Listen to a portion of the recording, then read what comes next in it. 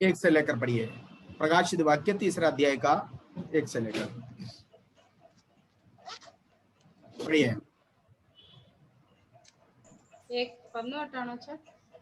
3 का 1 से। या सरदीस के कलीसिया के दूत को ये लिख, जिसके पास परमेश्वर के 7 आत्माएं और 7 तारे हैं, वो ये कहता है कि मैं तेरे कामों को जानता हूँ।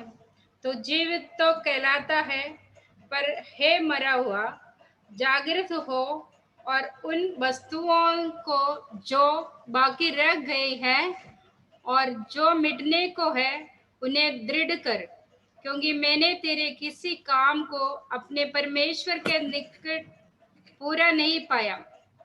इसलिए स्मरण कर कि तूने कैसी शिक्षा प्राप्त की और सुनी थी, और उसमें बना रहा और मन फिरा।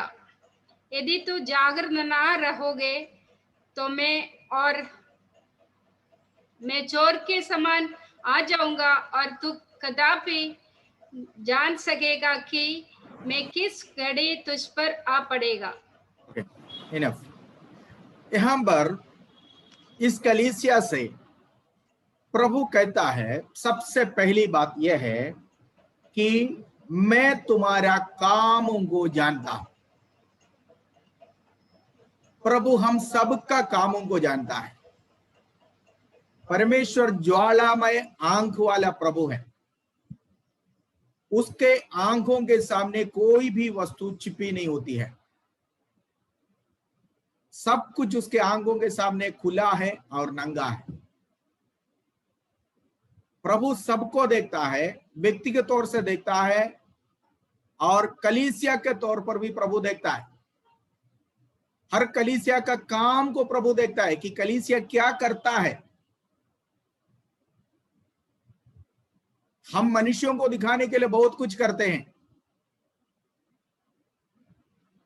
पर हम सोचते हैं कि ये सारे कामों में प्रभु तृप्त है, लेकिन प्रभु तृप्त नहीं है।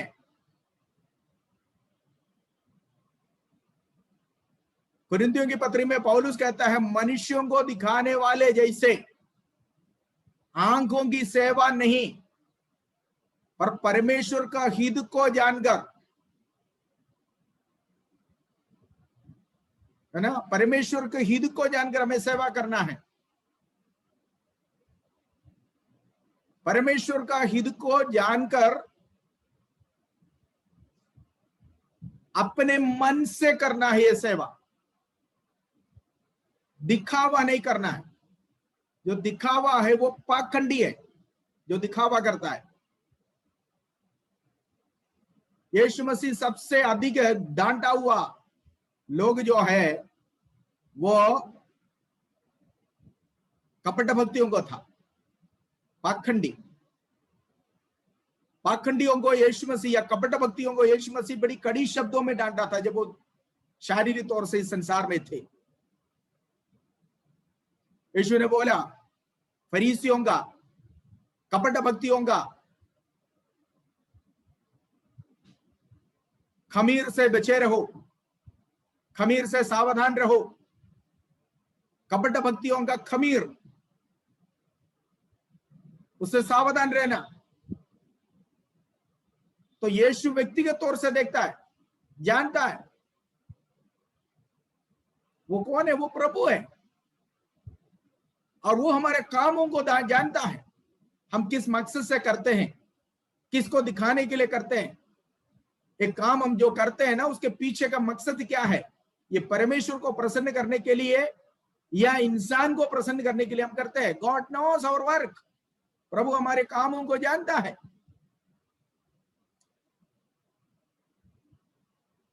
सो इस बात को याद रखना, व्यक्तिगत तौर से वो प्रभु हमें जानता है। देखो, जक्कई पेड़ के ऊपर बैठा हुआ था, अपने आप को पत्ते से छुपा दिया, लेकिन ठीक उसी पेड़ के नीचे आकर यीशु एकदम ऊपर को देखकर बोला, ये जक्कई झट से नीचे आ जा। पतरस जो यीशु के साथ था, ये पतरस ने नहीं देखा। यीशु की आगमन सुनकर, यीशु उधर से होकर आ रहा है, ये सुनकर, यीशु को देखकर नहीं, सुना है कि यीशु आ रहा है, जक्कई आगे दौड़ा दौड़कर एक गुल्लर के पेड़ के ऊपर चढ़ गया, पत्ते के बीच में अपने आप को छिपा दिया। मतलब यीशु अभी देखा नहीं है, या जक्कई ने यीशु को देखा नहीं है, पर केवल सुना। इतनी बातों में भागकर यीशु को देखने के लिए वो अपने आप को छिपा दिया। पर यीशु के साथ चला हुआ पतरस, याकूब, यूहन्ना और बहुत बड़ी भीड़, उनमें से किसी ने पतरस को, सॉरी, जक्कई को नहीं देखा। उनमें से किसी को ये नहीं पता था कि जक्कई ऊपर बैठा हुआ है। पर ठीक उसी पेड़ के नीचे आकर यीशु ने कहा, ए जक्कई, झट से नीचे आ जाओ। यीशु को कैसे पता चला? किसी ने एसएमएस भेजा था क्या? किसी ने व्हाट्सएप मैसेज भेजा था क्या जक्कई वहां पर बैठा हुआ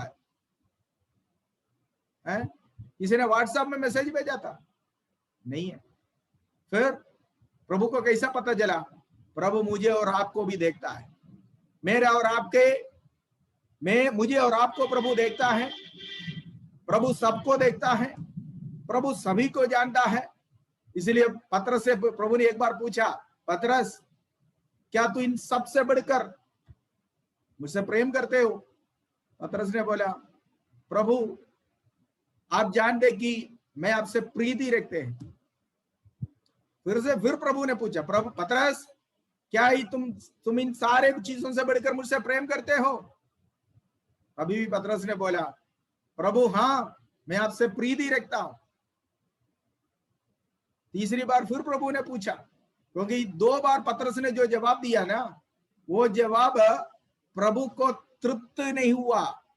प्रभु उस जवाब से तृप्त नहीं था, क्योंकि प्रभु ने फिर जब तीसरी बार पूछा तब पतरस ने कहा, प्रभु तू सब कुछ जानता है। मतलब क्या है? मैंने आधा अधूरा जवाब दिया ही आप जानते हैं। मैं अपने हृदय में कुछ छुपा कर बोला था, वो आप जानते हैं। मैं अपने मन में कुछ बातें छोड़कर छुपा कर आपको बोला था, वो आप जानते हैं। सब कुछ जानने वाला प्रभु सरदीस की कलीसिया को कहता है, आई नो यूर वर्क, मैं तुम्हारे कामों को जानता हूं। तो इतवार के दिन में क्या करता है? कलीसिया के अंदर आराधना के नाम में क्या ड्रामा करते हैं, क्या पाखंडीपन करते हैं, क्या कपड़ भक्ति दिखाते हैं, क्या कुछ कर आया है, क्या कुछ कर रहा है। अभी जब कलीसिया के अंदर बैठा हुआ है, गीत गा रहे, ताली बजा रहे, तभी भी तेरा दिल कहाँ है, दिमाग कहाँ है, मन कहाँ है, विचार कहाँ है? मैं सब कुछ जानता हूं। एक कलीसिया से प्रभु कह रहे, आई नो दाई वर्क्स, मैं तुम्हारे कामों को जानता हूं। हाँ, इसका मतलब इस कलीसिया में बहुत काम हो रहा था। क्या काम हो रहा था? किसी भी काम, गुण का काम नहीं हो रहा था। प्रभु को महिमा मिलने वाला कोई काम नहीं हो रहा था। कमिटी वहां पर हर संडे होता था, वहां प्रेज़ एंड वर्शिप बड़ी जोर से हुआ करता था, वहां प्रचार का कोई कमी नहीं था, बड़ा जोर से होता था। हर संडे, हर मीटिंग के बाद प्रीति भोज भी हुआ करता था और कलीसिया के तरफ से लोगों को, गरीबों को खाना भी बांट दिया जाता था। बहुत कुछ हुआ करता था। और आगे क्या है, जब आप पढ़ते हैं, प्रभु कहते हैं इस कलीसिया से, मैंने तेरा एक भी काम को, तुमने बहुत कुछ किया है, बहुत कुछ किया, लेकिन जो करना चाहिए था वो नहीं किया। बहुत कुछ किया पर एक भी कामों को मैंने मेरे पिता के सन्मुख में परिपूर्ण नहीं पाया। मतलब तुमने बहुत ड्यूटी किया, बट कोई भी ड्यूटी कंप्लीट नहीं किया। ये ऑफिस में काम करने वाले को उनके लैंग्वेज है ये ड्यूटी, ठीक है। आप ड्यूटी जैसे वैसे करने से मालिक प्रसन्न नहीं होगा, तंगा काटेगा। पर ड्यूटी कंप्लीट करोगे तब क्या होगा? मालिक आपसे खुश होगा। नहीं है तो 30 दिन की तनख्वाह 15 दिन में हो जाएगा, कमें कटेगा। क्यों? क्योंकि मालिक बोलेगा, I am not satisfied with your work, मैं तुम्हारे कामों से तृप्त नहीं हूं। क्यों? क्योंकि तुमने ड्यूटी केवल निभाया पर दिल से नहीं किया, कंप्लीट नहीं किया। हमारी आराधना भी इसी प्रकार है। परमेश्वर के लिए हम जो कुछ करता है वो भी इसी प्रकार। खाना पूर्ति के लिए आराधना नहीं करना, खाना पूर्ति के लिए कलीसिया में नहीं जाना, किसी को दिखाने के लिए नहीं जाना, लोग नहीं जाएंगे तो क्या सोचेंगे ये सोचकर नहीं जाना। संपूर्णता, विश्वास में परिपूर्णता होने चाहिए, आशा में परिपूर्णता होने चाहिए, आराधना में भी कंप्लीशन होना चाहिए। परमेश्वर को क्या कहता है रोमियो की पत्री में प्रेरित पौलुस कहता है, इसलिए भाइयों बहनों तुम्हारा शरीर को, रोमियो की पत्री 12 अध्याय का पहला दूसरा आयत जल्दी पढ़िए, तुम्हारा शरीर में परमेश्वर के, इसलिए है भाइयों हाँ मैं तुमसे परमेश्वर की दया स्मरण दिलाकर परमेश्वर की दया स्मरण दिलाकर विनती करता हूँ, मैं तुमसे विनती करता हूँ कि अपने शरीरों को जीवित और पवित्र और परमेश्वर को पावता हुआ बलिदान करके चढ़ाओ। देखो बलिदान चढ़ाओ तुम्हारे शरीर को। आराधना में हमारे शरीर को हम बलिदान चढ़ाते हैं। ध्यान से सुनिए, बलि करने के लिए उस शरीर को मारना पड़ता है।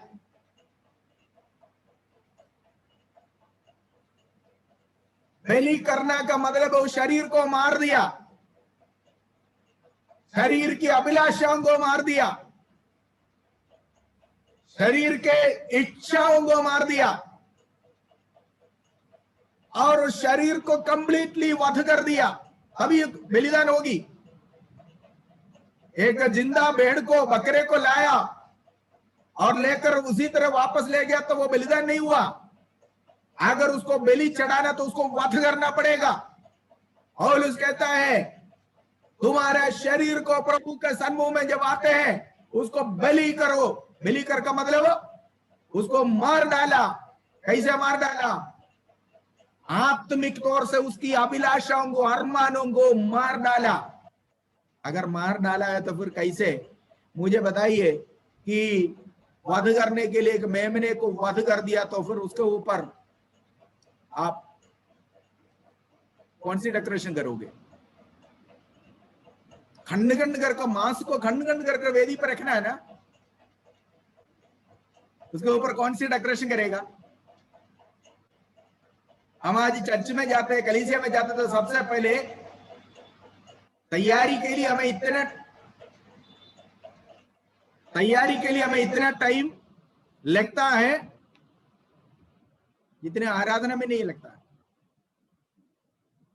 2 घंटे की आराधना के लिए 4 घंटे के मेकअप। और ये शरीर वध करने के लिए जा रहे हैं। वध करने के लिए ले जाने वाले एक बछड़े को, एक बकरे को क्या लोग सजा कर ले जाते?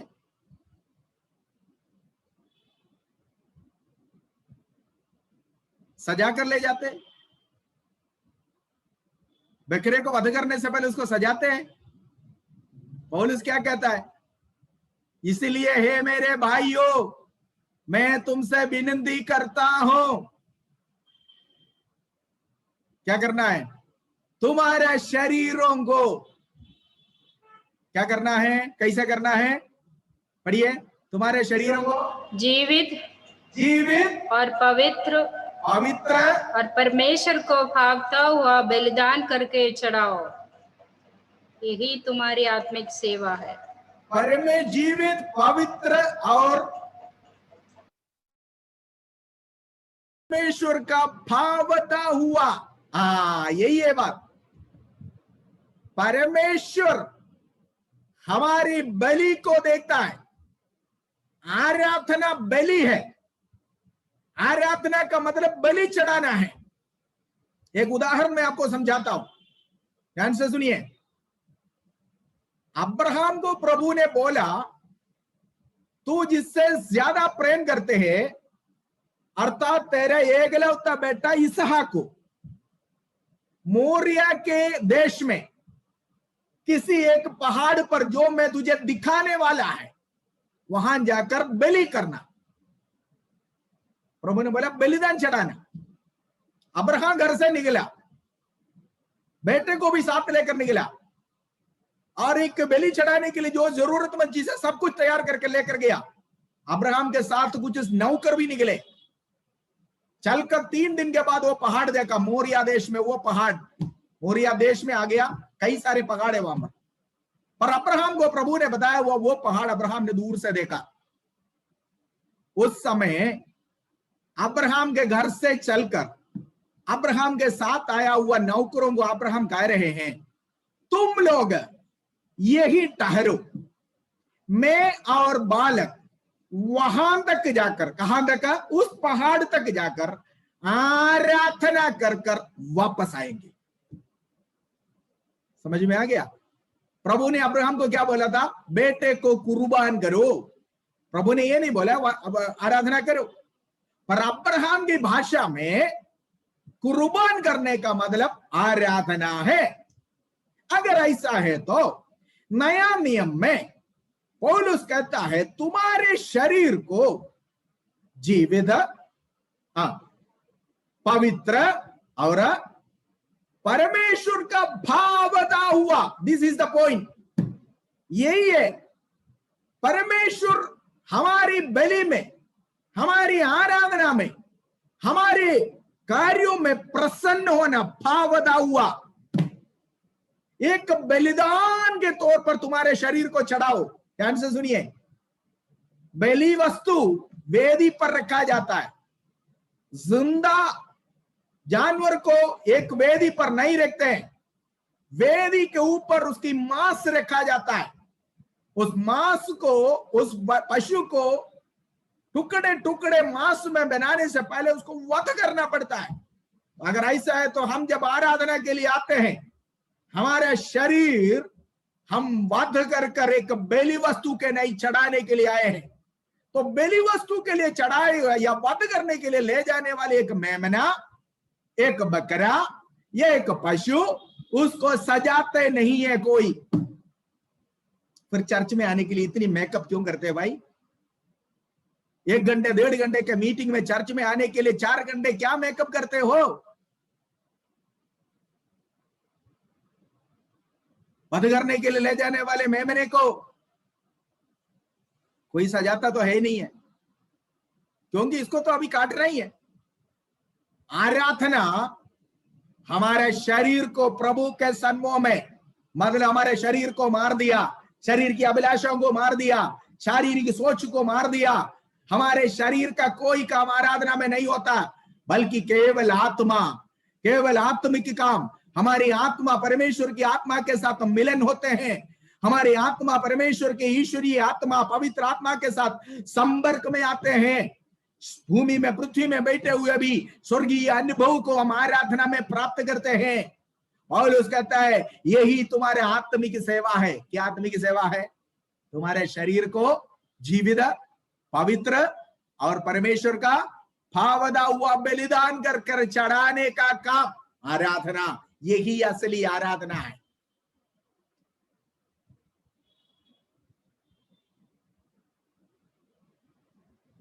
सरदीस की कलीसिया में ऐसा नहीं था।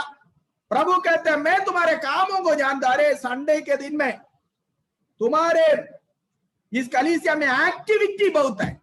हाँ, प्रभु हमारे एक्टिविटी से प्रसन्न नहीं है, याद रखिएगा। एक्टिविटीज नहीं है, एक्टिविटी से प्रभु प्रसन्न नहीं है। आज कलीसियाओं में केवल एक्टिविटी होती है, ठीक है। प्रभु क्या देखता है? बहुत एक्टिविटीज कलीसिया के अंदर था। नीचे जब आप पढ़ेंगे तब आपको मालूम चलेगा।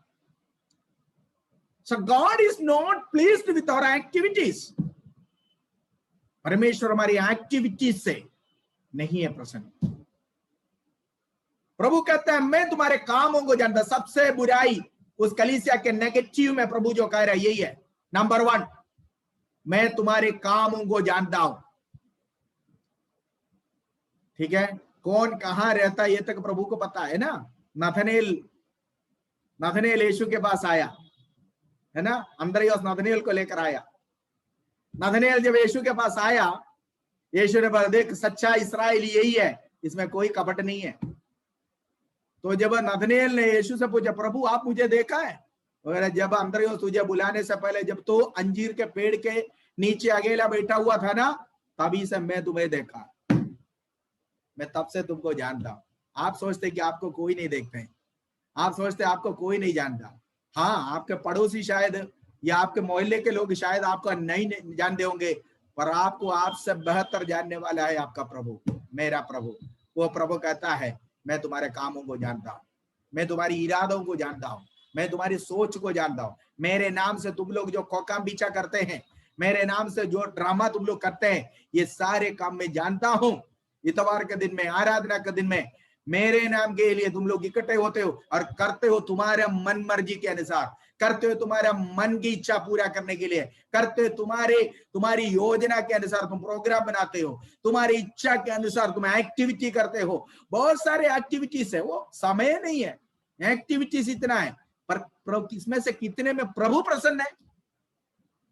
इतनी एक्टिविटीज जो हम करते हैं, प्रभु कितने में प्रसन्न है? प्रभु यहां पर कहता है मैं तुम्हारे एक भी कामों में, मेरे एक भी काम मेरा पिता के सन्मुख में मैं परिपूर्ण नहीं देखा। हाँ, इतना सारे एक्टिविटी करने के बावजूद भी प्रभु कहता है वट्ट पूज्यम, जीरो। प्रभु के तरफ से इस कलीसिया को, सरदीस की कलीसिया को मिला हुआ मार्क 0 है। वाई? क्यों 0 है? क्योंकि जैसे मैंने पहले बोला, उन्होंने एक्टिविटी बहुत किया, पर कंप्लीट काम जो प्रभु की इच्छा के अनुसार परिपूर्ण होना चाहिए था वो नहीं किया। फिर प्रभु कहता है तुझे एक नाम है, क्या है नाम है? जीविता है, पर तू है मरा हुआ। सी, डायरेक्टली प्रभु कहता है तुम मरा हुआ है, तुम जीविता तो अपने आप को कहता है, लेकिन मेरे नजर में तू जीविता नहीं है।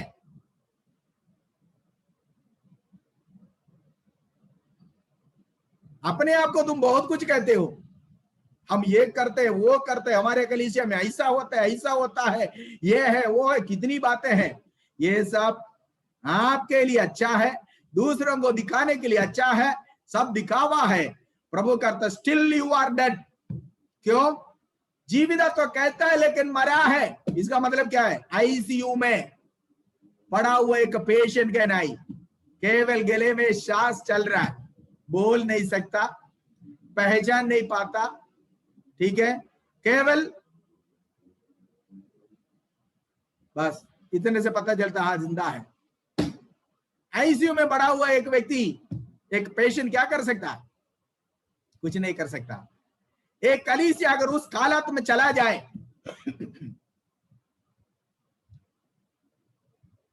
कलीसिया क्या, कौन सी जगह होता है?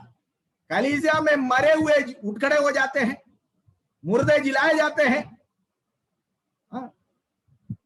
है कि नहीं? पहले शताब्दी की कलीसिया में क्या था? पाप कर आया हुआ अनन्या और सफीरा खड़े खड़े पतरस से पूछते ही अनन्या गिर गया, प्राण छोड़ दिया। सफीरा पवित्र आत्मा के विरुद्ध झूठ बोला हुआ, पाप कर अनन्या और सफीरा आया। प्रेरितों के पुस्तक 5वें अध्याय में हम देखते हैं, देखो आराधना के बीच में दत्त हो गया। क्यों? क्योंकि पाप दोनों ने कर सोचा मिलकर किया है, कर आया, आते ही पवित्र आत्मा बर्दाश्त नहीं किया तुरंत। हाँ, आज कितने बड़े बड़े अनन्या और सफीरा ने जो किया उससे कई 100 गुना बड़ा करके आकर बड़े परेशान वर्ष ब्लीड करेगा। हाँ, पूरा नाचेगा, कूदेगा, सब कुछ करेगा, कोई नहीं देखता है ना। क्या वो पवित्र आत्मा का सामर्थ्य कम हो गया? नहीं, पवित्र आत्मा का सामर्थ्य तो नहीं कम हुआ, पवित्र आत्मा कलीसिया छोड़ कर ही गया है। पर अभी कौन सी आत्मा है जो नाच रहा है? ये इजबेल की आत्मा, क्योंकि इजबेल है जो अभी कलीसिया के अंदर शासन कर रहा है। ये इजबेल की आत्मा है, शाऊल को ऊपर मंडराया हुआ वही दुष्ट आत्मा है जो नाच रहा है। आप सोच रहे पवित्र आत्मा है।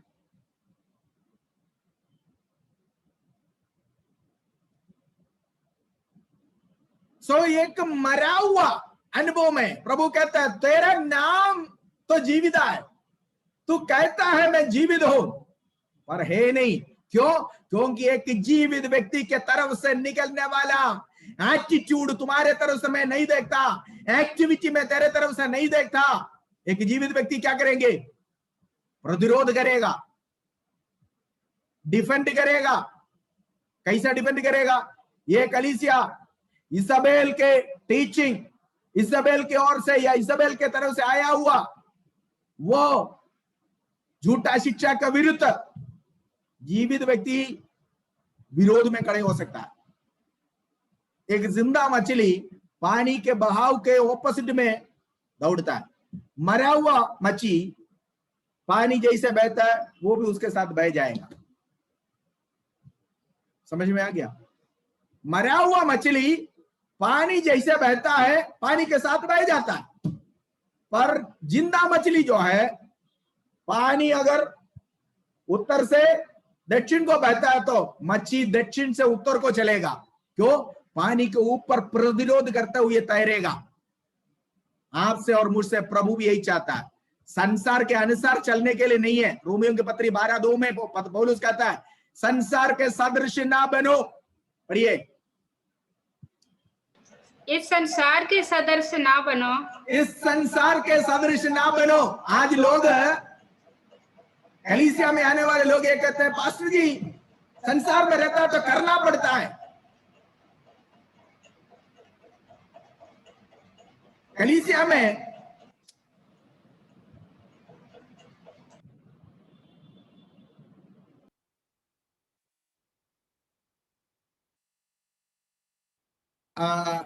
संसार में हम रहते तो करना पड़ता है।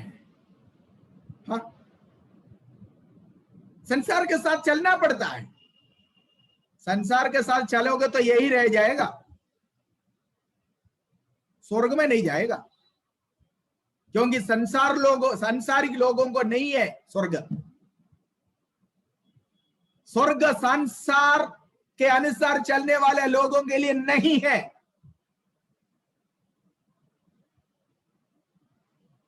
फिर किसके लिए? संसार से जीता हुआ लोगों के लिए, संसार से लड़कर जीता हुआ लोगों के लिए। यीशु ने कहा तुम्हें दुनिया में क्लेश है, यूहन्ना 14 में, तुम्हें दुनिया में क्लेश है, लेकिन क्या करना है? ठाटस बांधो क्योंकि मैंने संसार को जीत लिया। आज हमारा नारा क्या है? संसार में रहता तो करना पड़ता है। इसलिए सरदीस के कलीसिया का अनुभव है हमारा। कैसे? कि जीविता तो कहते हैं पर है मरा हुआ। क्यों? क्योंकि हम संसार के रीति रिवाजों के अनुसार चलते हैं। संसार हमारे ऊपर हावी है, संसार के काम के अनुसार हम करते हैं। संसार को प्रसन्न करने के लिए, संसार के लोगों को प्रसन्न करने के लिए हम करते हैं। इसलिए हम अन्य लोगों के समान बनना चाहते हैं। हमारी आराधना भी हम उन्हीं के समान या उनके तरफ जो है हम लोग चेंज कर दिया।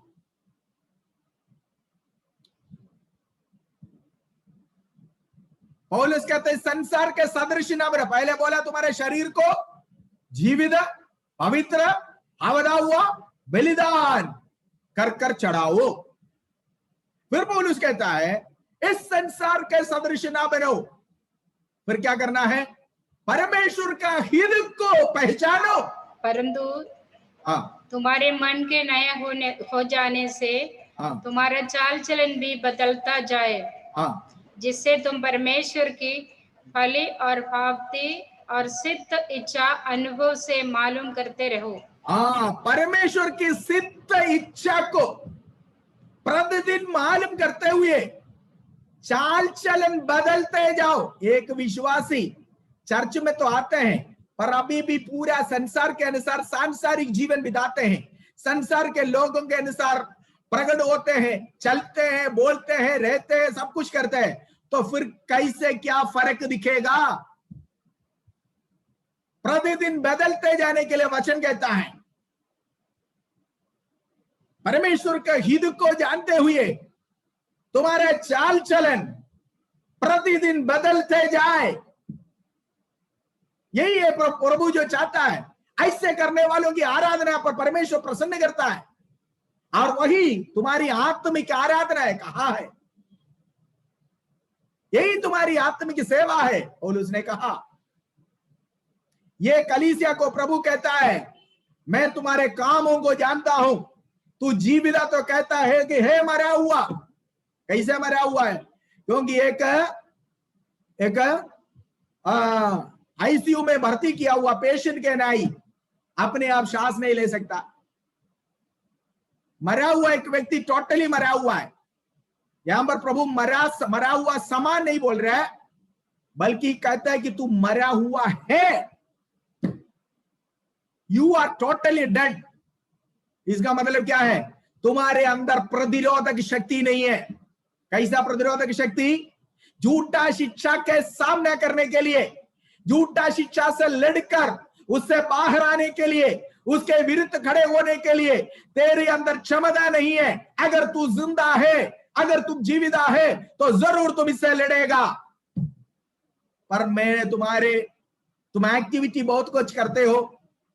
संडे के दिन में आराधना के बाद लोगों को खाना खिलाते हैं, लंगर खिलाते हैं, वो करते हैं, ये करते हैं, गरीबों के बीच में झुग्गियों में जाके जो है क्रिसमस में और अन्य दिनों में वो बांटते, ये बांटते, क्या नहीं करता, बहुत कुछ करता है। ये सब एक्टिविटीज है। God is not pleased with your activity. परमेश्वर केवल आपकी एक्टिविटी से तृप्त नहीं है, पर परमेश्वर जो चाहता है वैसे एक कलीसिया, कंप्लीट कलीसिया होना चाहिए, एक संपूर्ण कलीसिया होना चाहिए। प्रभु कहता है मैं तेरे एक भी कामों को मेरे पिता के सन्मुख में परिपूर्ण नहीं देखा। तुम बहुत कुछ करते हो, याद है ना? यीशु ने कहा कि आखिरी दिनों में मेरे पास आकर बहुत सारे लोग बोलेंगे प्रभु हमने तेरे नाम से दुष्टात्मा निकाला, तेरे नाम से हमने बीमारों को ठीक किया, बहुत कुछ किया, तेरे नाम से किया। मतलब यीशु के नाम से उन्होंने यीशु का नाम लेकर किया, पर यीशु इनको जानते तक नहीं है। यीशु ने बोला पर उन दिनों में मैं उन लोगों से बोलूंगा मैं तुम्हें कभी भी कदापि नहीं जाना। हे अधर्म को करने वाले मुझसे दूर रहो। इसका मतलब क्या है? नाम है जीविता, नाम है केवल यीशु का, नाम है केवल प्रभु का, पर काम अपना है। किसका? मनुष्य का। स्वयं अपने विचार के, अपने इच्छा के अनुसार, अपने स्वयं बुद्धि में, दिमाग में आया हुआ योजना के अनुसार, प्लान के अनुसार काम करता है। God is not pleased. Sardis की कलीसिया से प्रभु कहता है मैं तुम्हारे कामों को जानता हूं, तुम बहुत कुछ करते हो, पर मैं एक एक काम को जानता हूं। इनमें से एक भी मेरे नाम की महिमा के लिए तुमने नहीं किया, इनमें से एक भी मेरे हित के अनुसार तुमने नहीं किया, एक भी मेरे वचन के अनुसार तुमने नहीं किया, एक भी मेरे हित के अनुसार तुमने या मुझसे पूछकर तुमने नहीं किया।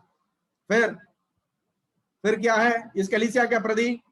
दूसरा, तेरे एक नाम है जो जीविता कहलाता है, पर तू हकीकत में क्या है? डेड बॉडी है। एक डेड बॉडी आपको मालूम है, नो रिस्पॉन्स, कोई प्रतिकरण नहीं होता, कोई भी किसी प्रकार का एक डेड बॉडी से कोई रिएक्शन नहीं होता। जिंदा है, जीविता है, तो झूठा शिक्षा के विरुद्ध खड़े हो जाएगा। अगर जीवित है तो परमेश्वर के वचन के विरुद्ध जो भी देखता है उसके विरुद्ध आवाज उठाएगा, उसके विरुद्ध लड़ेगा, और पाया हुआ पवित्र विश्वास के लिए, पाया हुआ जो है सच्चाई के लिए जीवन भर लड़ेगा। आत्मिक जीवन भर की लड़ाई का एक जीवन है। किससे लड़ना है? 3 शत्रु है हमारा। नंबर 1 दुनिया, नंबर 2 शैतान, नंबर 3 खुद का शरीर। पौलुस कहता है मैं अन्य लोगों से सुसमाचार प्रचार करने के बाद अपने आप को मैं क्या करता है? अपने शरीर को मारा कूटा करके मैं अपने वश में करता हूं, ताकि मैं दूसरों से प्रचार कर कर खुद को मैं क्या नालायक ना बन जाऊं, खुद को मैं अयोग्य ना बनूं। सो शरीर के विरुद्ध का लड़ाई, संसार के विरुद्ध, संसार की अभिलाषाओं के विरुद्ध, संसार की जो है संसार के क्या कहता है उन तमाम चीजों के विरुद्ध क्या एक लड़ाई, साथ साथ शैतान के विरुद्ध का लड़ाई। मसीह जीवन एक जंग भूमि में है। हम एक जीवित व्यक्ति लड़ाई लड़ सकता है। एक कलीसिया से प्रभु का तत्व मरा हुआ है। एक्टिविटी तो बहुत होती है तुम्हारे तरफ से, पर जीवित काम तुम्हारे द्वारा प्रकट नहीं होता है। जीवितों का काम तुम्हारे द्वारा प्रकट नहीं होती है। ठीक है। और फिर प्रभु कहता है वर्स 2 में, दूसरी आयत में, कि मैं तुम्हारा किसी भी काम मेरे पिता के सन्मुख में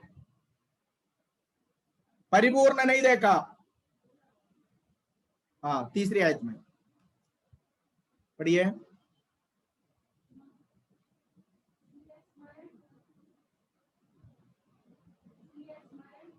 नहीं, दूसरी आयत में, जागृत रहो। हाँ,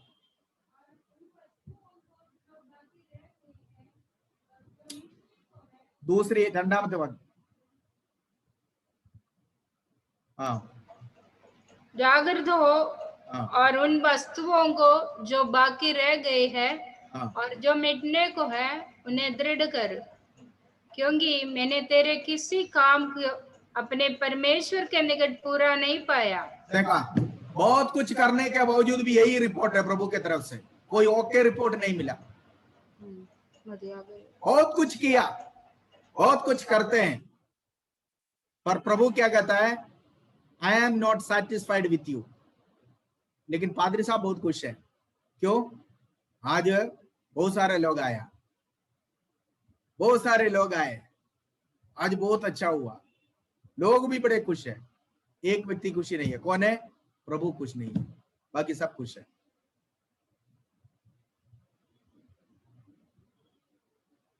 बहुत कुछ करने के बावजूद भी प्रभु कहता है, मैंने तेरा एक भी कामों को मेरे पिता के सन्मुख में परिपूर्ण नहीं देखा। ठीक है।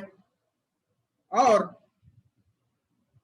फिर इस कलीसिया में प्रभु कहते हैं, बहुत कम लोग हैं जो तुम्हारे बीच में जो पाया हुआ सच्चाई के अनुसार चलने वाले। चौथी आयत को पढ़िए, वर्स 4।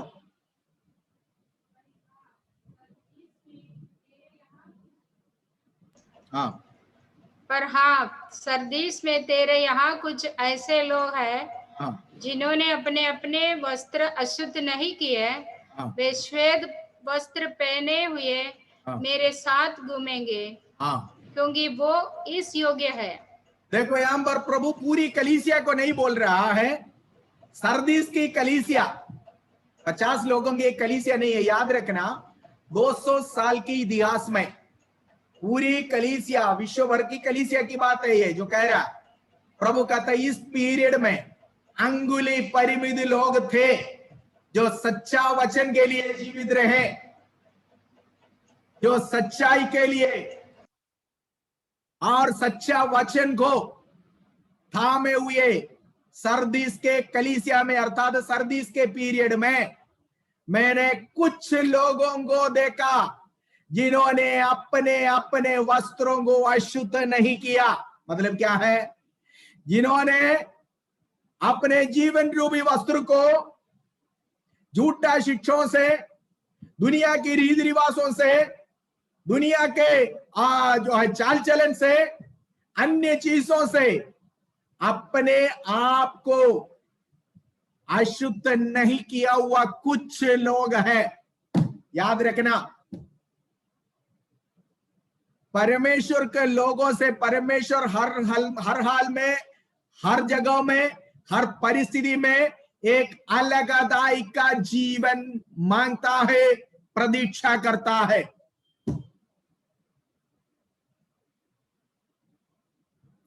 दानियल और दानियल की साथियां बाबिलोन में गुलामी में चला गया। नौजवान थे जब वो चला गया था, और इन नौजवानों को राजा के महल में, राजा के साथ राजा के महल में सेवा के लिए ठहरा दिया। ये लोग बाबिलोन से लाया हुआ गुलाम है, यहूदी लोग है। कसीदियों का राजा, कसीदियों के देश में, बाबिलोन में, उन महल में उनको रखा, ठीक है। राजा के घर से, राजा के खाने का हिस्सा दानियेल, शद्रक, मेशक और अबेदनगो, ये उन्होंने उनको दिया हुआ नाम है, ये कसीदियों का नाम है। दानियेल और दानियेल की साथियों को, 3 यहूदी बालकों को राजा ने क्या किया है, ये भोजन जो राजा खाता है, वो दाखरस या दाख मधु जो राजा पीता है, वो देने की आज्ञा दिया। आपको मालूम है दानियेल ने क्या बोला?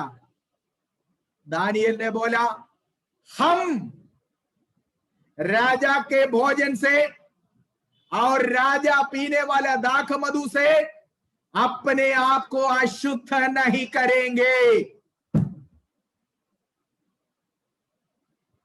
राजा के महल का भोजन, रॉयल फूड जिसको कहा जाता है, राजा का पैलेस, राजा का महल से दानियेल और दानियेल की साथियों को जब भोजन दिया गया, दानियेल कहता है, हम इस भोजन से अपने आप को अशुद्ध नहीं करेंगे। समझ में आ गया? सोचिए, जब राजा का भोजन या राजा के महल से एक टाइम का भोजन खाने के लिए लोग तरस रहे, बुलावा के लिए, इनविटेशन के लिए लोग इंतजार कर रहे हैं, पर दानियेल कहता है, यद्यपि ये भोजन अन्य लोगों के, दुनिया के लोगों के सामने पवित्र है, बहुमूल्य है, शुद्ध है, पवित्र है, पर मेरा परमेश्वर के सन्मुख में, मैं पाया हुआ वचन के सामने, मैं पाया हुआ विश्वास के सामने, मैं पाया हुआ पवित्रता के सामने, ये वचन, ये भोजन जो राजा खाता है, उससे पहले उनकी देवता के सामने चढ़ावा किया हुआ भोजन नहीं है। मैं इसको खाकर अपने आप को मेरे परमेश्वर के सन्मुख में अशुद्ध नहीं करूंगा। इसी प्रकार का दृढ़ प्रतिज्ञा परमेश्वर आज भी अपने लोगों से चाहता है। कुछ भी हो जाए, मैं अपने आप को इस संसार के रीति रिवाजों से, इस संसार के कायदा कानूनों से, इस संसार की व्यवस्थाओं से, इस संसार के जो है चाल चलन, निकम्मा चाल चलन जो बाप दादाओं से चले आ रहे, मैं उसे पाया हुआ इस वचन के सामने, मेरे प्रभु के सन्मुख में, मैं अपने आप को अशुद्ध नहीं करूंगा करके एक दृढ़ प्रतिज्ञा आज भी प्रभु मेरे से और आपसे चाहता है। सरदीस की कलीसिया में या सरदीस की पीरियड में प्रभु ने देखा बहुत कम लोग हैं जिन्होंने अपने अपने वस्त्र को, अपने अपने जीवन रूपी वस्त्र को, अपने अपने आत्मिक वस्त्र को अशुद्ध नहीं किया। इस कलीसिया में बहुत सारे मरे पड़े हुए हैं। मरा हुआ जैसा नहीं है, बल्कि मरा है। प्रभु ने कहा, यू आर डेड, तुम मरे हुए हो। ठीक है। और कलीसिया का बुराई प्रभु ये कहता है कि क्या करना है कि तो एक तो तेरा काम को मैं जानता हूं, तेरा एक भी काम मेरे पिता के सन्मुख में परिपूर्ण नहीं है। इसका मतलब आराधना वहां जम के हो रहा था, कलीसिया के अंदर बहुत एक्टिविटीज हो रहा था हर संडे, हाँ, और पूरी हफ्ते के प्रोग्राम है, कन्वेंशन सालों साल में लोगों को दिखाने के लिए लाखों रुपए खर्च करके कन्वेंशन भी चला रहे, बाहर से प्रचारकों की बुला रहे, बहुत कुछ कर रहा है। गॉड सेज, प्रभु कहता है, ये सब कुछ होने के बावजूद भी मैं तृप्त नहीं हूं।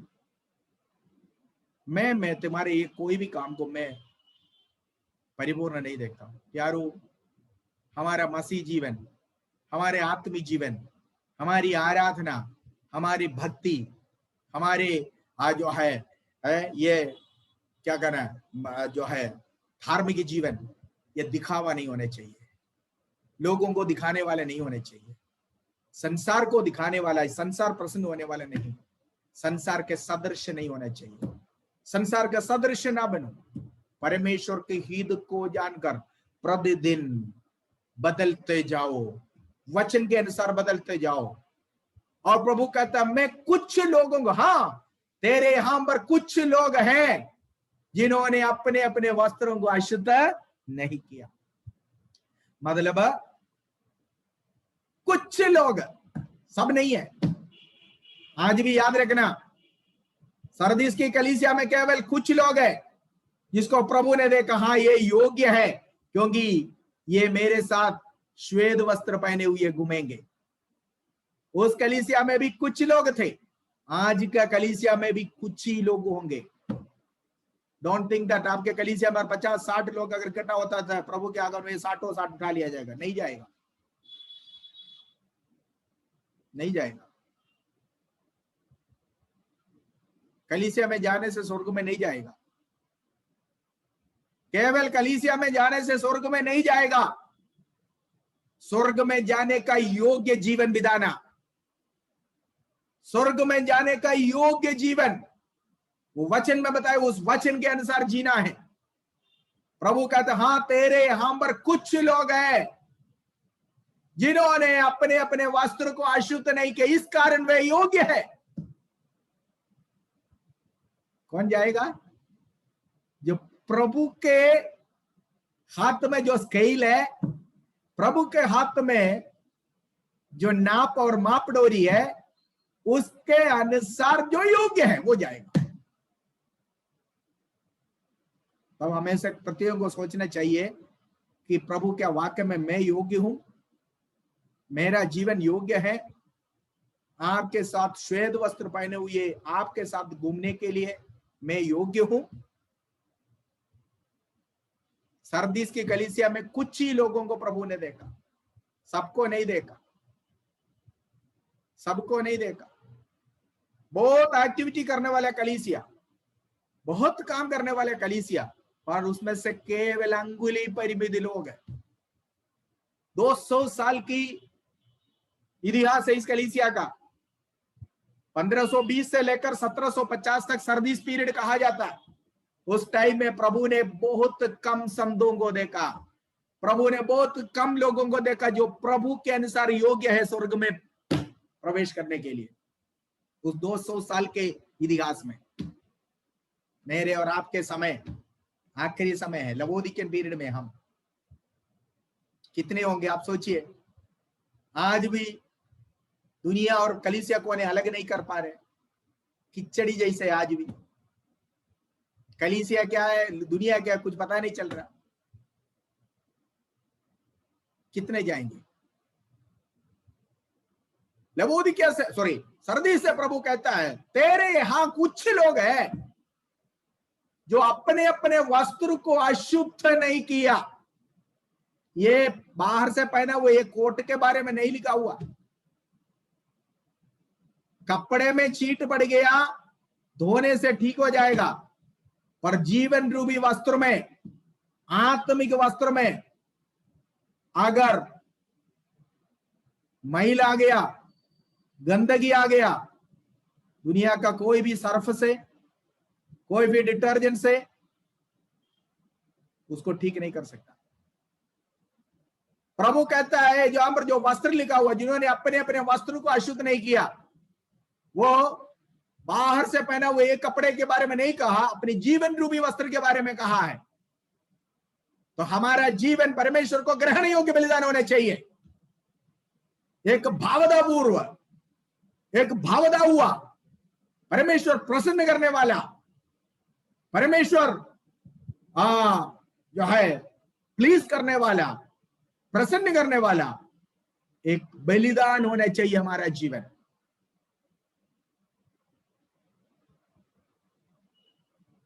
अगर संसार को ना बचा पाया कोई दिक्कत नहीं, खुद को तो बचा लो। नूह तो 120 साल प्रचार किया करके कह रहा, किसी को नहीं बचा पाया, लेकिन अपने परिवार तो बच गया। अपने परिवार को तो बचा लो। अपने अपने वस्त्रों को अशुद्ध नहीं किया हुआ लोग, सरदीस कलीसिया के पूरे लोग नहीं थे। प्रभु ने देखा कम लोग है वहां पर। आज ये हमारे लिए एक हृदय परिशोधना, एक हृदय अपने खुद के जीवन को एक परखने का भी समय होना चाहिए। प्रभु के नजर में मैं उसके साथ श्वेत वस्त्र पहने हुए घूमने के लिए योग्य हूं? सरदीस के वो अंगुली परिमित लोग जिसको प्रभु ने योग्य देखा, क्या मैं भी उनके गिनती में आऊं? क्या मैं उसके गिनती में हूं या नहीं? मेरा जीवन कैसा है? मेरी आत्मिक जीवन कैसा है? क्या मैंने इस संसार के, दुनिया के व्यवस्था से, रीति रिवाजों से, चाल चलन से मैंने अपने आप को अशुद्ध किया हुआ है? सरदीस के लोगों की योग्यता यह था कि वे लोग अपने अपने वस्त्र को अशुद्ध नहीं किया था उस झूठे शिक्षा से। वे उस झूठे शिक्षा इसाबेल के द्वारा निकला हुआ, इसाबेल के धमकी से वो डरने वाले नहीं थे। वो सच्चाई के लिए लड़ने वाला था, सच्चाई के लिए खड़े होने वाला, झूठे शिक्षा से अपने आप को अशुद्ध नहीं किया हुआ। जैसे दानियल ने कहा, राजा का भोजन से हम अपने आप को अशुद्ध नहीं करेंगे। इसी प्रकार भले जान भी जाना पड़े कोई दिक्कत नहीं, पर विश्वास के लिए मरेंगे, विश्वास में मरेंगे, पाया हुआ सच्चाई के लिए खड़े रहेंगे, सच्चाई के लिए मरेंगे, जान गवाएंगे, जान देंगे, मंजूर है। पर अपने आप को इस संसार के प्रभु या संसार के व्यवस्था, संसार के कानून के अनुसार अपने आप को उस संसार के कानून में सौंप कर, या संसार के रीति रिवाजों में, संसार के व्यवस्थाओं में अपने आप को सौंप कर मैं मेरा प्रभु के सन्मुख में अशुद्ध नहीं ठहराऊंगा। यही था सरदीस की कलीसिया के लोगों का योग्यता। प्रभु कहता है वे इस कारण वे योग्य है, इसलिए वे योग्य है, वे श्वेत वस्त्र पहने हुए मेरे साथ घूमेंगे। ओके, सो इस कलीसिया का बुराइया सब ये था। अब प्रभु इस कलीसिया को क्या चेतावनी देता है? इस कंडीशन को देखकर प्रभु कहता है, इसलिए तीसरी आयत में लिखा हुआ है, जागते रहो, सचेत रहो। जगाने की जरूरत किसको पड़ता है?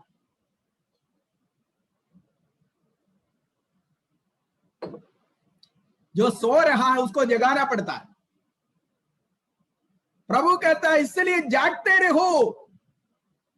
हाँ, और क्या करना है? दूसरी आयत में जागते रहो, जागृत रहो। तुम्हारे अंदर एक जागृति की जरूरत है। कलीसिया में इतने साल जाने के बावजूद भी एक बेदारी की जरूरत है, जागृति की जरूरत है। प्रभु कहता है जागते रहो। मतलब कलीसिया मरा हुआ है, प्रभु कहता है कोई जागृति नहीं है, कोई जागृति नहीं है।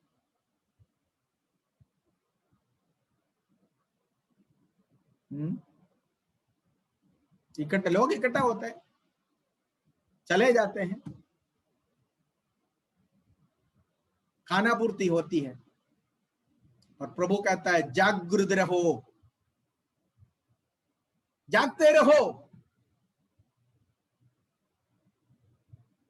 जागना, कहां से जागना? सोया हुआ अनुभव में, आत्मिक जीवन में तुम सोया हुआ है, एक मुर्दे के नाई, आईसीयू में पड़ा हुआ एक पेशेंट के नाई, मरा भी नहीं है, जिंदा भी नहीं है, अधम हुआ अवस्था में कलीसिया पहुंच गया। जिंदा है पूछो तो हाँ जिंदा है, लेकिन नाम का जिंदा कोई काम नहीं कर सकता, अपने आप कोई काम नहीं कर सकता। एक जीवित व्यक्ति की तरफ से निकलने वाला कोई रिस्पॉन्स नहीं होती है। कलीसिया जागृत रहना हमेशा, कलीसिया हमेशा बेदारी के अनुभव में चलने वाला होना चाहिए, मरा हुआ अनुभव में नहीं। क्योंकि यहां पर मरे हुए लोगों को जिलाते हैं। कौन? किसको? पाप में मरे हुए लोगों को कलीसिया में जिलाया जाता है। वो काम नहीं हो रही है। फिर होता क्या है? जैसे अय्यूब के बच्चे एक दूसरे के घर में इकट्ठा होकर खाना पीना किया करता था, आज यही होते हैं। अय्यूब के बच्चे क्या करते थे? अय्यूब के बच्चे सारे एक साथ एक एक घर में बारी बारी से इकट्ठा होते थे। क्यों इकट्ठा होता था? खाने पीने के लिए। आज कलीसिया में भी यही हो रही है, खाने पीने के इकट्ठा होता है। जिस दिन बड़ा खाना का, जिस दिन कलीसिया में लंगर का ऐलान करके देख लीजिए, अगले हफ्ते में सबके लिए भोजन होगा। जिस कलीसिया में 50 लोग होते हैं, उस संडे में 100 लोग होंगे, पड़ोसी को भी लेकर आएगा।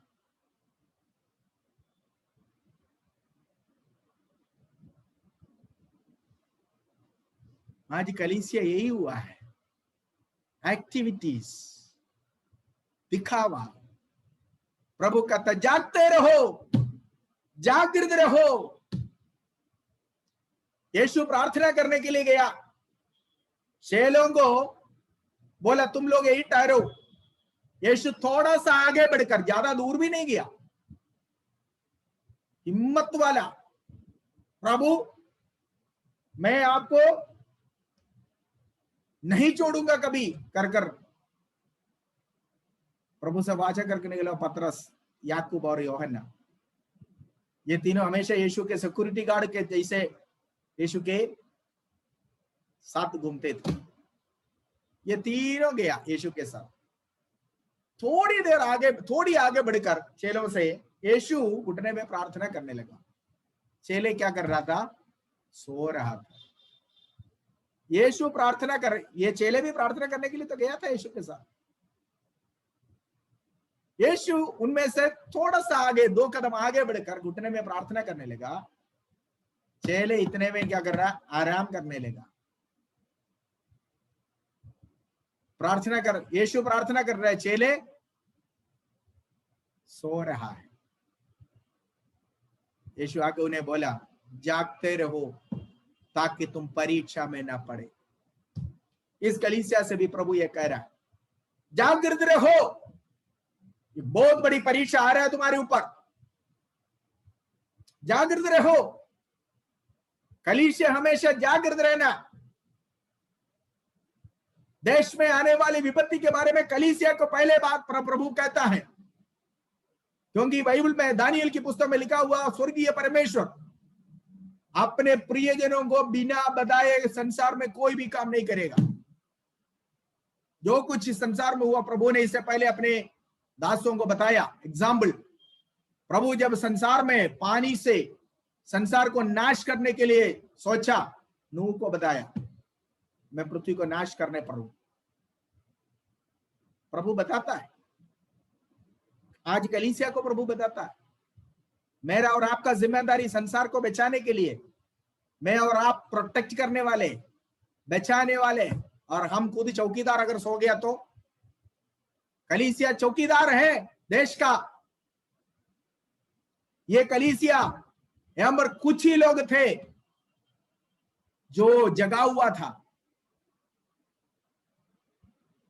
सोदोम को नाश करने का प्रभु ने विचार किया, आग और गंधरस बरसा के।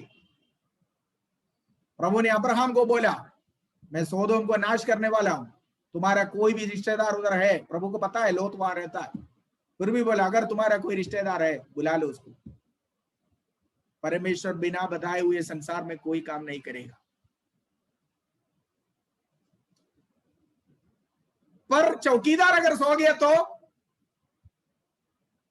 यीशु ने बोला जागते रहो ताकि तुम परीक्षा में ना पड़े। इस कलीसिया से प्रभु कहता है तुम्हारे अंदर एक्टिविटी बहुत है, तुम बहुत कुछ करते हो दुनिया को दिखाने के लिए, मेरे लिए कुछ नहीं कर रहा। करते मेरे नाम से पर मेरे लिए नहीं है। मेरे नाम से तुम करते हो पर मैं नहीं जानता। और प्रभु कहता है इसलिए तुम जागते रहो। नंबर 1 प्रभु इस कलीसिया को देने वाला चेतावनी, पहला चेतावनी यह है कि तुम जागते रहो। दूसरा क्या है? और उन वस्तुओं को जो बाकी रह गई है और जो मिटने को है उन्हें दृढ़ करो। इसका मतलब क्या है? उन वस्तुओं का मतलब क्या होता है? तुम पाया हुआ सच्चाई, पाया हुआ विश्वास, पाया हुआ पवित्रताई, वो अभी तुमसे मिटने वाला है, कमजोर हो गया। तुम्हारा विश्वास कमजोर हो गया, आशा कमजोर हो गया, पवित्रताई तुमसे हटने वाले हैं। तुम बिल्कुल अभी सब कुछ खोने वाला है। जो थोड़ा बहुत ताकत अभी तुम्हारे अंदर है, समझ लीजिए, एक आईसीयू में पड़ा हुआ व्यक्ति के शरीर में ज्यादा ताकत नहीं होती है, थोड़ा सा जीवन बचा हुआ है, थोड़ा सामर्थ्य है। उसी अवस्था में ये कलीसिया पहुंची है। प्रभु कहता है जो थोड़ा है, जो मिटने पर है, जो थोड़ा बहुत बचा हुआ है, उसको जाने नहीं देना, बल्कि क्या करना? उसको रिवाइव कर दो, उसको रीबूट कर दो, उसको रीबूस्ट कर दो, उसको दोबारा सामर्थ्य दे दो। विश्वास में दृढ़ हो जाओ, आशा में दृढ़ हो जाओ, वचन में पक्के हो जाओ। जो मिटने पर उसको दृढ़ करो।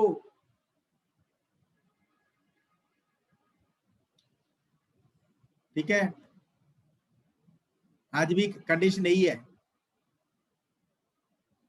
1 साल पहले विश्वास में आया हुआ एक विश्वासी को देखो, 10 साल पहले विश्वास में आया हुआ एक विश्वासी को देखो।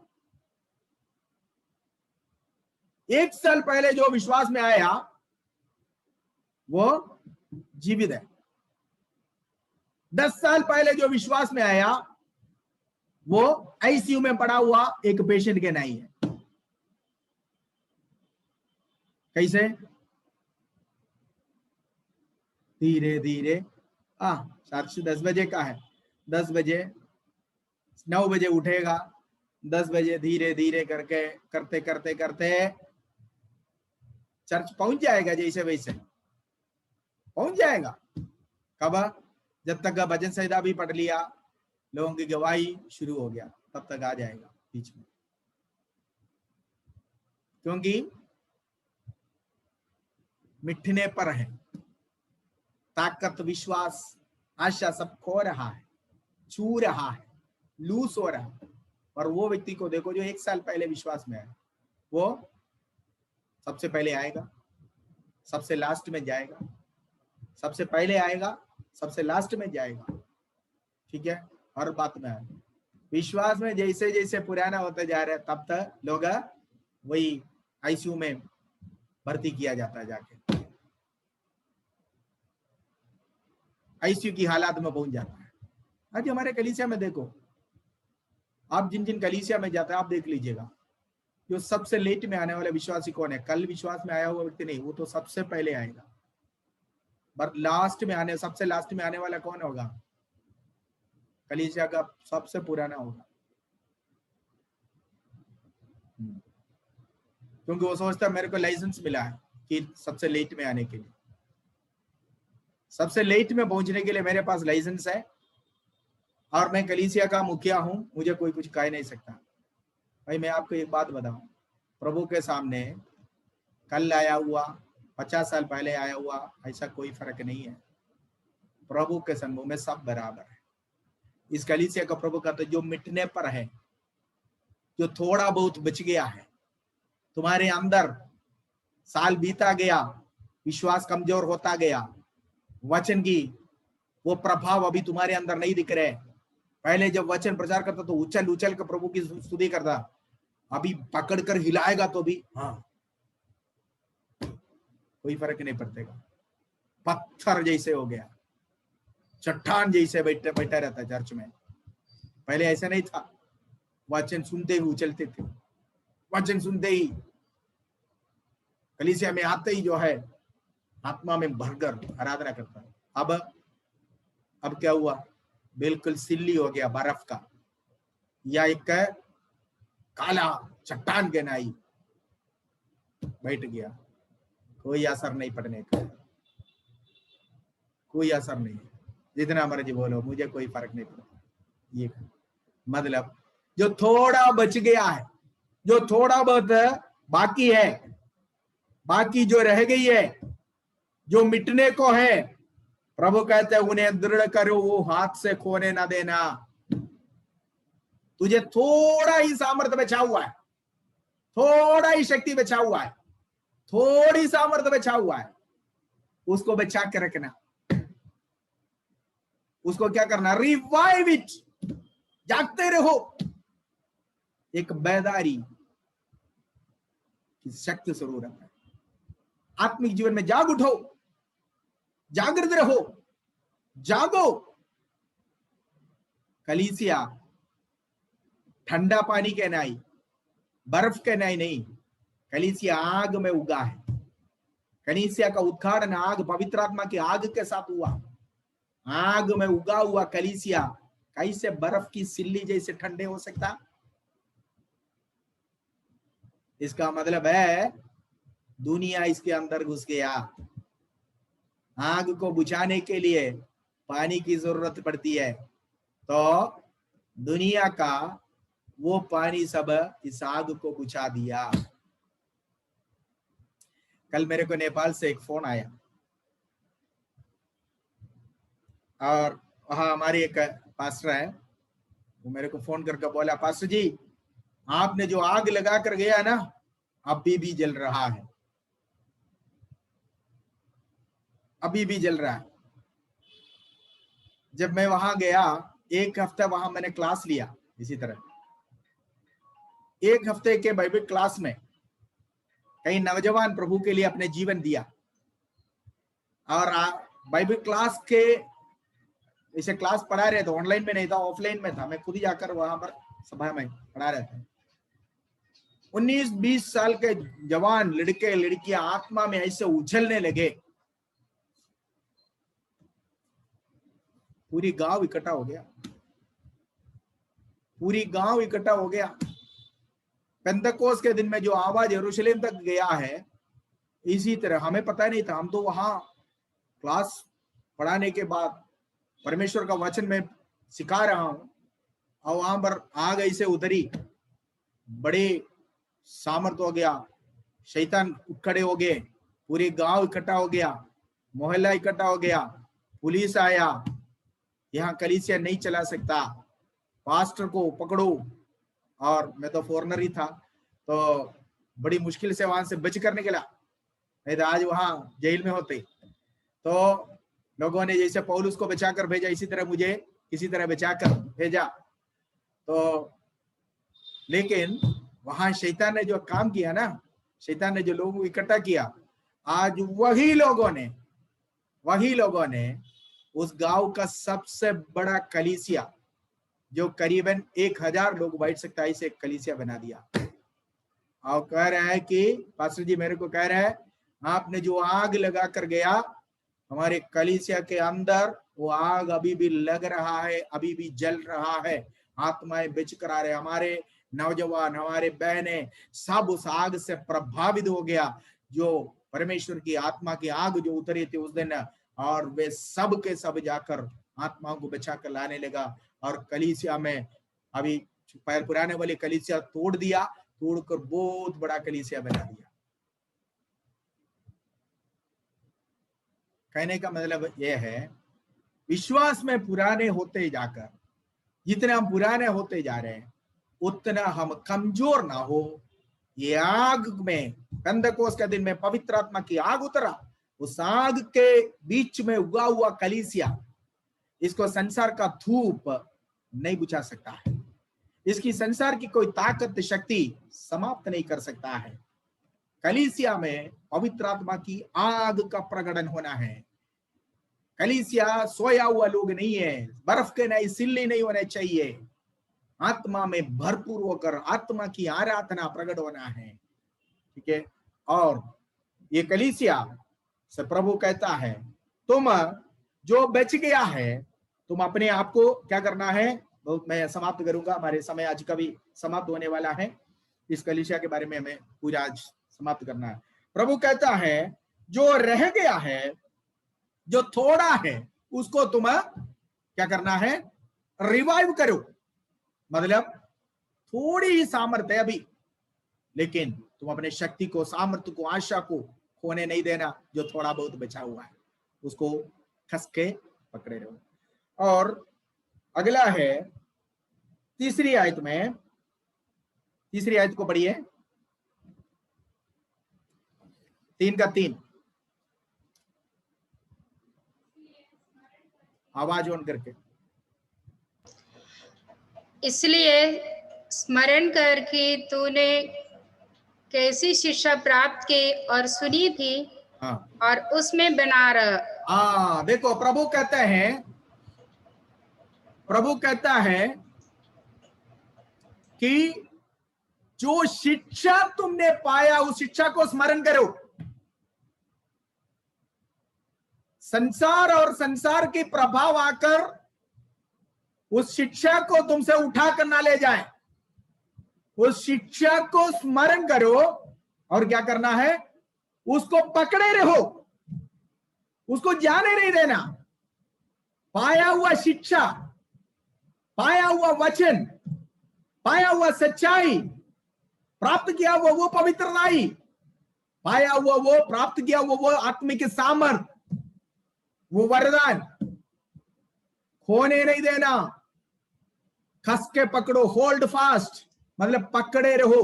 पकड़े रहने का मतलब क्या है, हाथ से जाने नहीं देना, खस के पकड़ना है। उपदेश बेचना नहीं, उपदेश को पुलपिट के अनुसार बदलना नहीं। कई पादरियां होता है कि उपदेशों को बदलते हैं, जो जोरजुगुटी मिलता है ना उसके अनुसार उपदेशों को बदलना नहीं। शराबियों को पॉलिश करने वाला, बटर करने वाला, मक्खन लगाने वाला उपदेश, उसको कुछ कराने वाला उपदेश, उसके पास जाकर नहीं कहना। रुपया, पैसा, धन जहां जैसे मिलता है उस भाव के अनुसार उपदेश को नहीं बदलना। तुमने जो पाया उसको खस के पकड़ो, उसको पकड़े रहना, मिले ना मिले। उपदेश एक ही होना चाहिए, कुछ पाए ना पाए उपदेश एक ही होना चाहिए। उपदेश नहीं बदलना। विश्वासी भी इसी प्रकार गिरगिट के नहीं, रंग बदलने वाले नहीं होने चाहिए। संडे का दिन विश्वासी, बाकी पूरा दिन अविश्वासियों के नहीं। पहनावा, रहन सहन, अपीयरेंस, सब कुछ अविश्वासियों का नहीं है। तुमने एक सच्चा, एक अलगदाई का वचन, कानून, व्यवस्था प्राप्त किया है। जो शिक्षा तुमने पाया उसको स्मरण रखो। जो शिक्षा आपने पाया है उसको स्मरण रखो और उसको पकड़े रहना, उसको हाथ से जाने नहीं देना, उसको खोने नहीं देना। यह दुनिया उसके ऊपर ओवरकम करने नहीं देना।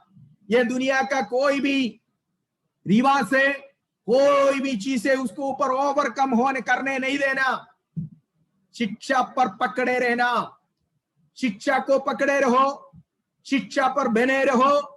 यीशु ने कहा यदि तुम मुझमें बने रहोगे और मेरा वचन तुम में बने रहेगा तो तुम वाकई में मेरा सच्चा चेला बनेगा, है ना। यीशु के सच्चा चेला कौन है, केवल चर्च में जाने वाला है। यूहन्ना 8:31 जल्दी पढ़िए।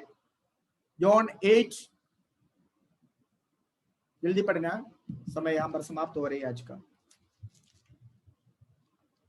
यूहन्ना रचित सुसमाचार 8वें अध्याय का। तब यीशु ने उन यहूदियों से जिन्होंने उस पर विश्वास किया था कहा, यदि तुम मेरे वचनों में बने रहोगे तो तुम सचमुच मेरे चेले ठहरेंगे। कौन है यीशु का चेला? केवल इतवार का दिन चली कलीसिया में जाने वाले नहीं है, पर कौन होता है? यीशु के वचन में बने रहने वाला। यही तो है प्रभु ने सरदीस की कलीसिया से भी तो जो कहा, जो शिक्षा तुमने पाया है उसको स्मरण रखो, और उसमें बने रहो, उसको पकड़े रहो, हाथ से जाने नहीं देना, वचन से हटना नहीं। यहोशू से प्रभु ने क्या कहा? इस व्यवस्था की पुस्तक की बातें तुम्हारे मुंह से ना हटना, इसको छोड़कर तुम ना दाहिन को मुड़ना ना बाइन को मुड़ना। प्रभु ने बोला है ना, यहोशू 1:5, 1:8, ये सारे आयते आप बाद में पढ़ लेना। ओके, प्रभु ने बोले ना दाहिन को मुड़ना ना बाइन को मुड़ना। इसको कहते हैं बने रहना, वचन में बने रहना। सरदीस की कलीसिया से प्रभु कहता है, जो शिक्षा तुमने पाया, तुम्हें अभी थोड़ा ही शक्ति है, थोड़ा सामर्थ्य है, जो खत्म होने पर है, जो मिटने पर है, उन बातों को पकड़े रहो। क्या है ये जो खत्म होने वाली बातें? क्या है वो जो मिटने वाली बातें? आशा, विश्वास, वचन है, ये सब अभी खो ही रहा है, खो रहा है। प्रभु कहते हैं उसको खोने नहीं देना, पकड़े रहो, रिवाइव, सामर्थ्य रहो, वचन में सामर्थ्य रहो, पाया हुआ सच्चाई में स्थिर रहो, मिटने पर जो है उसको जगा कर रखो, रिवाइव करो, उसको जागृत रहो। और कहता है कि उस उपदेशों को स्मरण रखो जो तुमने पाया और उसको पकड़े रहना। एक और आयत पढ़िए, इब्रानियों की पत्री 3:6। इब्रानियों की पत्री 3:6।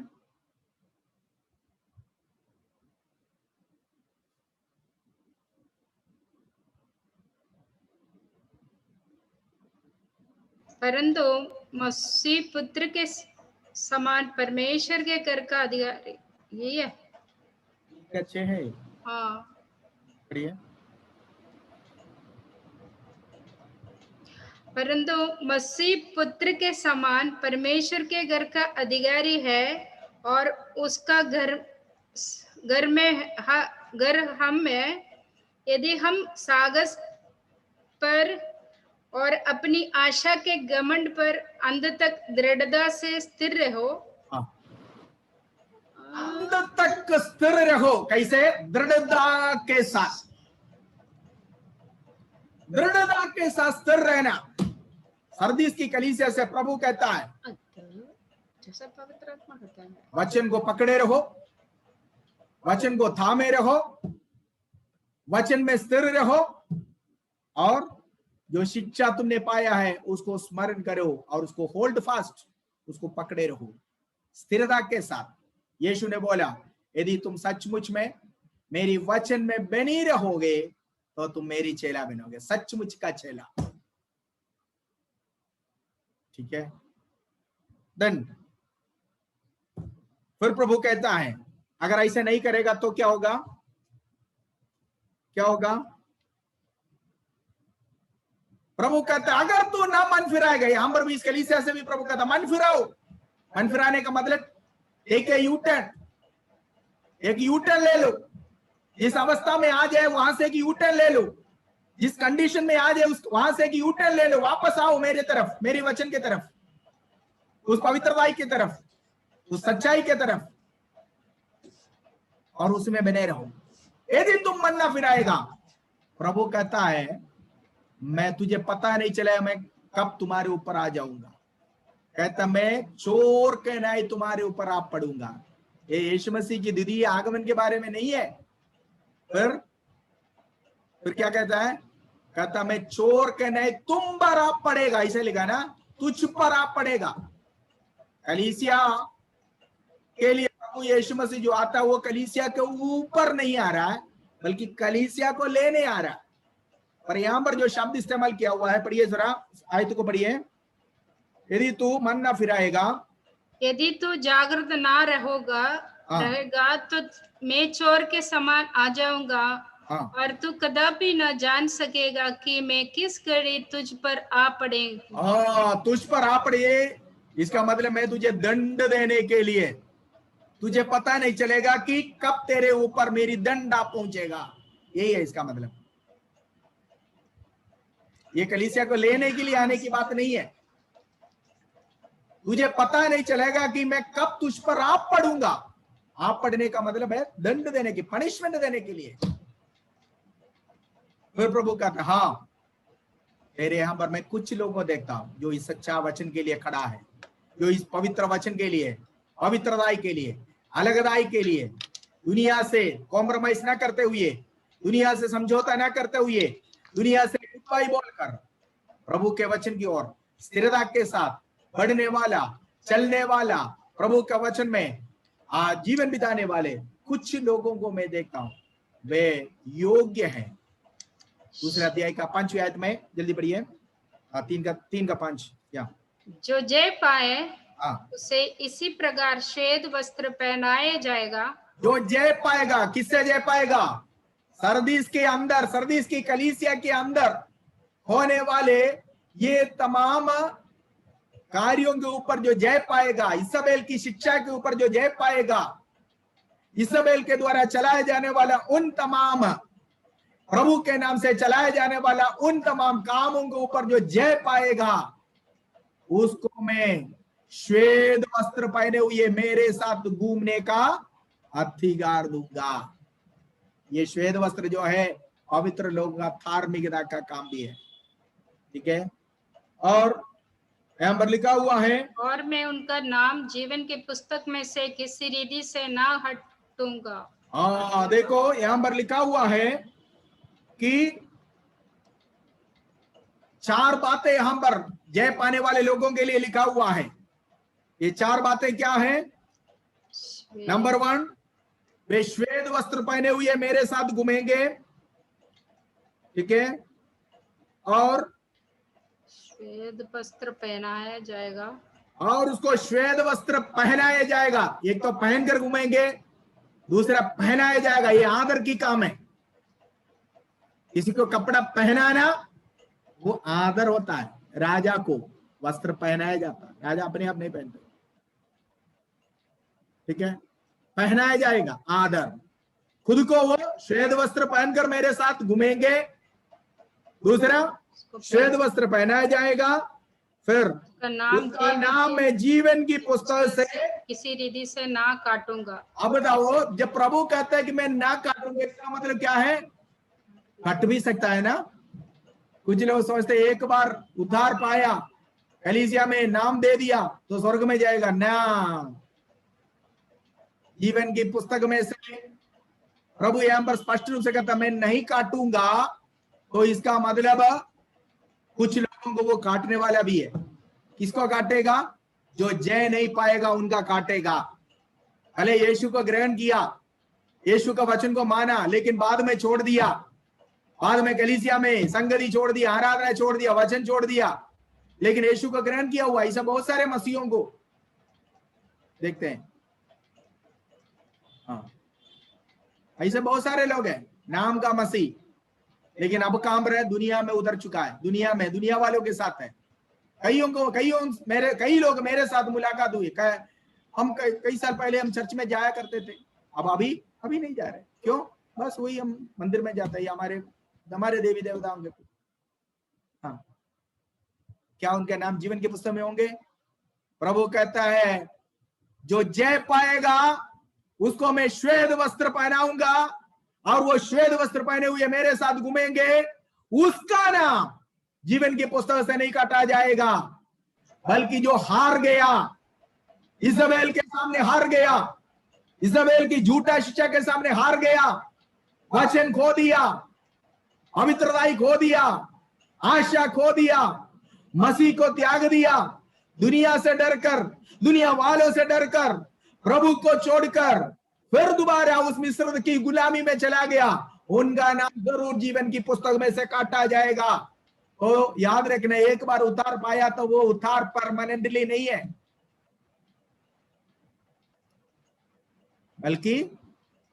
बल्कि हाँ, अगर ऐसा है तो फिर यहूदा का नाम, यहूदा इस्करियोत का नाम तो नहीं काटना चाहिए था ना। तो 3.5 साल यीशु के साथ चला हुआ व्यक्ति है, लेकिन आज कहां पर है? आज वो नरक की आग की झील में तड़प रहा है। जहां वो धनवान गया वहीं गया, ठीक है। तो एक बार यीशु को कबूल करने से स्वर्ग में नहीं जा पाएगा या स्वर्ग नहीं मिलेगा। जीवन की पुस्तक में जिस किसी का नाम लिखा हुआ ना पाएगा उन सभी को किधर डालेगा? उस नरक की आग की झील में। जल्दी पढ़िए, एक आयत और पढ़ेंगे, 20 का 15 पढ़िए, प्रकाशित वाक्य 20 का 15। जिसका नाम जीवन की पुस्तक में नहीं लिखा हुआ पाएगा उनका क्या हाल होगा?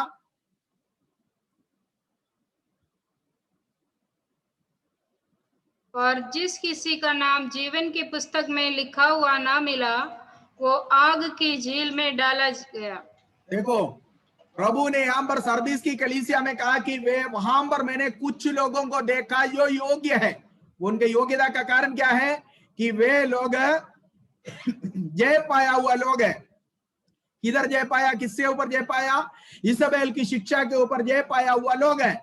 मूर्ति पूजा के या मूर्ति के सामने चढ़ाए हुआ चीजों को खाने से, खिलाने से, है ना, मना कर उससे लड़कर, संसार से लड़कर जय पाया हुआ कुछ लोगों को मैंने देखा, मैं उनका नाम जीवन की पुस्तक में से नहीं काटूंगा, लिखा हुआ है। प्रभु कहता है, अगर प्रभु कहता है कि उन लोगों का जो जय पाया उनका नाम मैं जीवन की पुस्तक में से नहीं काटूंगा, क्या इसका एक दूसरा मीनिंग ये भी नहीं है कि जो जय नहीं पाया, जो इन बातों से हार गया, जिन्होंने अपना वचन, विश्वास, आशा खो दिया, उनका नाम जीवन की पुस्तक में से प्रभु काट भी सकता है?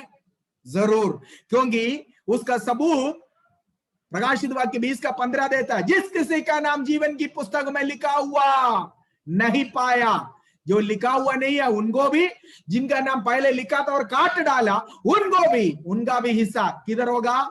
आग की झील, जो दूसरी मृत्यु है, जिसको हम कहते हैं नरक।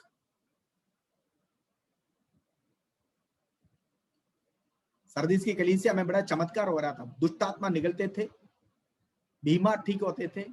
यीशु के चेले भी दौड़ कर आकर बोले, प्रभु तेरे नाम से दुष्टात्मा भी हमारे वश में हो जाता है। लूका 10 का 9, जल्दी पढ़िए, 10 का 19, जल्दी पढ़िए। वहां पर यीशु ने बोला, दुष्टात्मा तुम्हारे वश में होने के कारण आनंदित ना हो, तुम्हारा नाम स्वर्ग में जीवन की पुस्तक में लिखा हुआ है, इस कारण तुम आनंदित रहो। पढ़िए।